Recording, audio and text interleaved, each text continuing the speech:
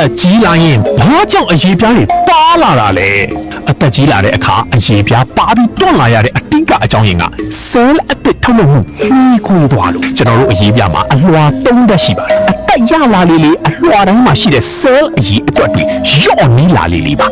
အသက်ကြီးလာတဲ့အခါအပေါ်ဆုံးအလွှာမှာ cell တွေကမြင်မကွာကြတော့တယ်လို့အောက်ကနေ cell အသစ်တက်နှုန်းကလည်းအရန်နီးသွားတာကြောင့်အရေးပြားကဖြည်းဖြည်းပါလာအရေးပြားအောက်ဆုံးအလွှာမှာရှိတဲ့အဆီဓာတ်တွေလျော့ပါသွားတာကြောင့်အသားအရေးကဖောင်းဖောင်းတင်းတင်းမရှိတော့ပဲတွန်းလိမ့်ပြီးပါသွားတာမြတ်တွင်းဟုတ်ပါဖြစ်လာတာမျိုးကဒီအဆီဖြစ်နေလျော့နေသွားတဲ့သဘောပါအသက်ကြီးရင်ချွေးထွက်နေလာပြီးရေဓာတ်ကလည်းကြားရှိမထိန်းထားနိုင်တော့ပါဘူးအသားအရေး6တွေးလေးအရေးပြားပါတာပူတိတာလေးဖြစ်ပါတယ်ဒါကြောင့်အသက်ကြီးပိုင်းမှာအရေးပြားကျန်းမာရေးအတွက်ကိုရေကိုခတ်ဒီဗီဒီယိုလေးကတင်ငှက်ထွေအကျိုးရှိတယ်ဆိုရင် like share နဲ့ follow လုပ်ခဲ့ဖို့မမေ့ပါနဲ့အောင်နော်